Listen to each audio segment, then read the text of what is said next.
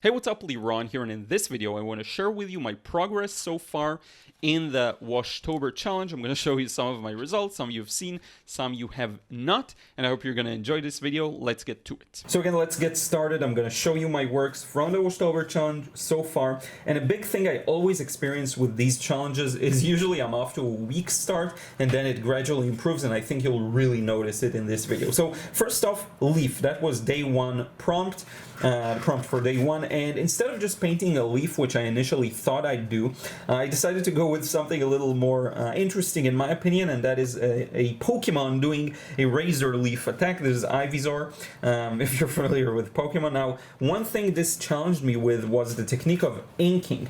I decided to go purely with watercolor, so there is no pen and ink. Obviously, it's a textured paper, which makes it a little harder, and the trick was for me to get started with the other colors and then put in the line work at the end, because otherwise the newer layers would reawaken it and make it smear a bit, like you can see here and there that it actually happened.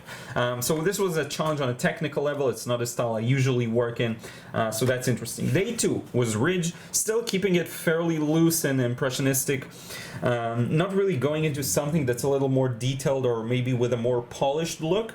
Honestly, I was in a hurry that day, so it makes sense. The goal is to do. It doesn't necessarily have to be anything perfect. So that's day two. Now day three the prompt was study, and so I did this study of kind of my face, but very loose. My goal here was actually to practice painting alla prima. So I went straight into just put in one wash, did wet and wet for the darks, skip the highlights, and that's it. I wanted to experience something that's a little more fun in that regard. Okay, so this is day number three. Now let's move on to day number four, which is actually here in this sketchbook, and it's really out of chronological order, so you'll have to forgive me. So here is day number four.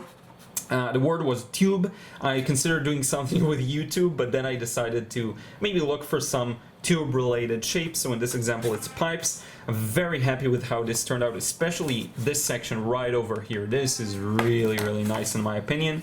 By the way, the camera's colors, I hope they're good. I don't know, it seems super warm. I'm gonna have to edit it later on.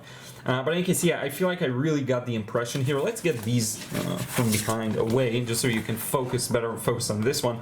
I love these rusty colors, these strong, bright reds and oranges, and I love to combine it with some cool colors like the blues and cooler shadows you see in the background. So, I don't know, really enjoyed this one. So this is day number four. Now for day number five, we'll have to actually skip this and visit this page, which is smile. That was the prompt for day five.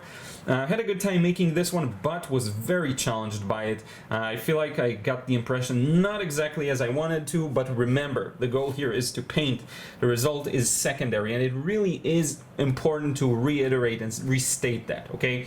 The goal is to paint every single day, whatever the result is. Then we had zoom, which you actually saw me painting here on YouTube in a YouTube video if you haven't missed it. This is day six. This camera, ironically, does not have a zoom function at all, but whatever. So this is day six. Now let's set this aside for a moment for day seven, which was ripple. And remember the video I did on painting water ripples?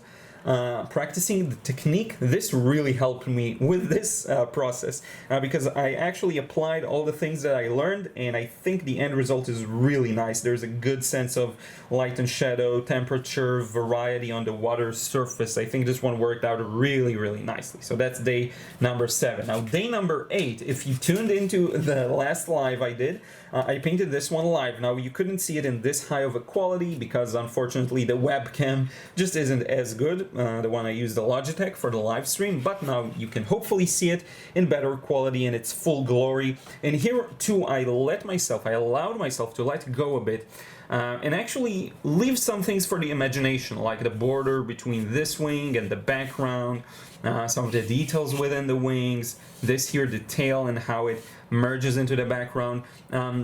If you're able to leave things to be desired, I think awakens the viewer's imagination. That's something I personally enjoy a lot in artwork that I look at.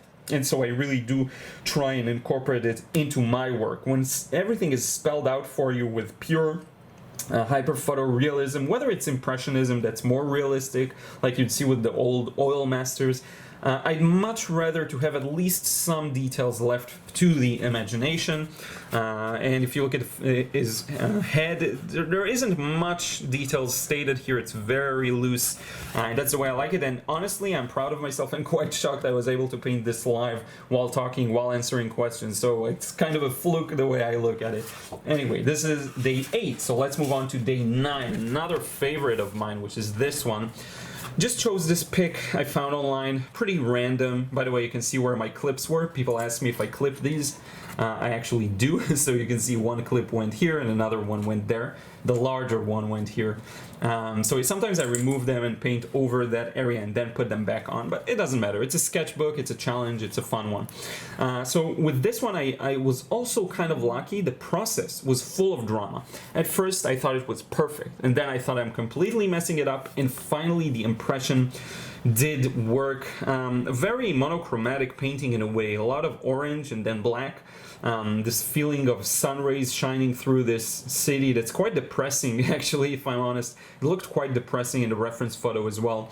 Lots of big, tall towers and buildings, and looks like there's a lot of pollution, some fog to it, but I don't know, the end result, I love it. By the way, the prompt was sun, I forgot to mention.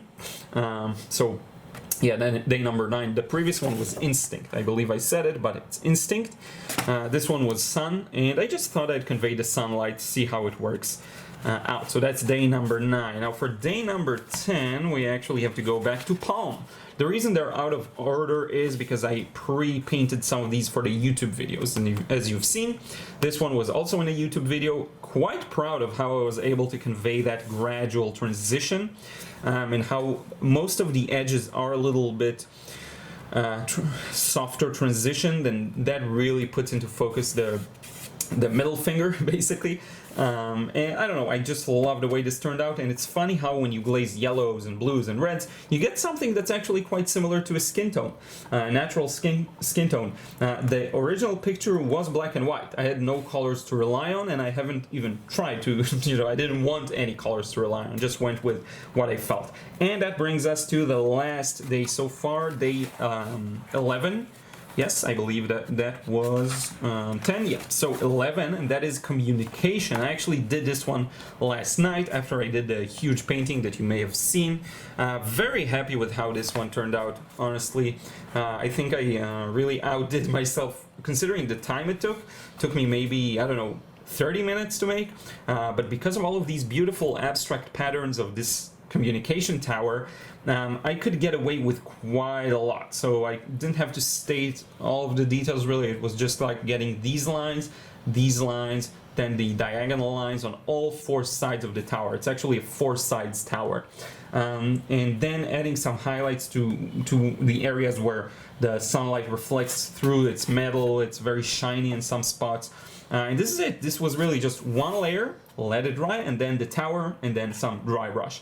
Very happy with how this one turned out, and very happy with how this challenge goes so far. And honestly, again, the goal is just to paint every single day, to enjoy it, to create a habit, and just to see if you can. That's really it. And at the end of it, you get a really cool sketchbook, which I regret not doing all of the paintings in and chronologically. I should have probably just counted pages and skipped, but whatever, this is what you get. I will learn for next time. By the way, this one was sent to me by Michael Soloviev. Just a beautiful, beautiful sketchbook, watercolor sketchbook. He's an ambassador for Daniel Smith, and I believe that's how, yeah, here you can see Daniel Smith brand ambassador. This is really high quality. It's 300 GSM, and in this size it feels super duper thick.